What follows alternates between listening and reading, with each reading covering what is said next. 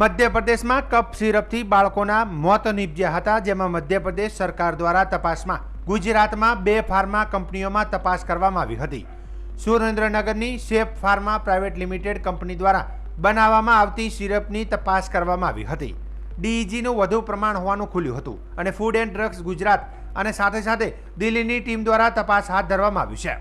મધ્યપ્રદેશ સરકાર દ્વારા ગુજરાત સરકારને અમદાવાદ સુરેન્દ્રનગરમાં ઉત્પાદન કરતી 2 ફાર્મા કંપનીના સેમ્પલ લઈ તપાસ કરવા માટે સૂચના કરવામાં આવી હતી, જેમાં કેન્દ્રીય એજન્સીને જોડાઈને હવે તપાસ શરૂ કરી હતી।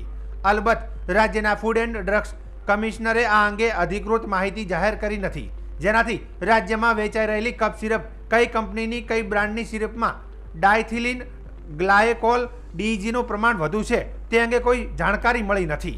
મધ્યપ્રદેશ સરકાર તરફથી અપાયેલી 10 નોટ ફોર સ્ટાન્ડર્ડ સેમ્પલમાંથી 2 કપ સિરપના સેમ્પલ ગુજરાતના હોવાનું જાણવા મળ્યું છે। ત્યારે હાલ તો ગુજરાત અને દિલ્હીની ટીમ દ્વારા તપાસ હાથ ધરવામાં આવી રહી છે। ત્યારે તપાસના રિપોર્ટ આવ્યા બાદ જ શું સત્ય છે તે જાણવા મળશે।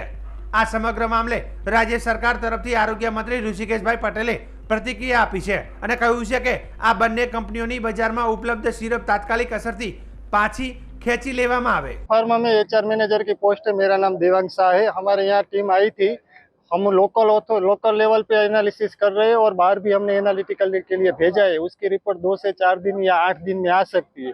उसके बाद जो भी रिपोर्ट आएगी उसका हम प्रेस रिलीज जाहिर कर देंगे। कहाँ की टीम आई थी आपकी कंपनी में? दिल्ली की से टीम आई हुई थी। और क्या क्या कंपनी टीम ने किया अभी तक? उन्होंने तो उसकी प्रोडक्ट के रिगार्डिंग और डॉक्यूमेंट वगैरह हमारा चेक किया, वो सब तो उनका बराबर था हमारी ओर से। आपकी कंपनी क्या क्या दवाई बनाती है? कफ सिरप एसिडिटी वगैरह 5-6 टाइप की फॉर्मूला की दवाई बनाती है। और आपने जो ये सिरप में जो बच्चे मर गए हैं मध्य प्रदेश में, उसमें आपने कोई काचा माल या नहीं, हम रॉ मटेरियल का नहीं होता, हमारा फिनिश प्रोडक्ट का होता है। और मध्य प्रदेश में जो भी प्रोडक्ट थी वो उसमें हमारा कोई है नहीं। अभी तक मीडिया में या कहीं पर भी सोशल मीडिया में हमारा नाम आया नहीं है उसमें।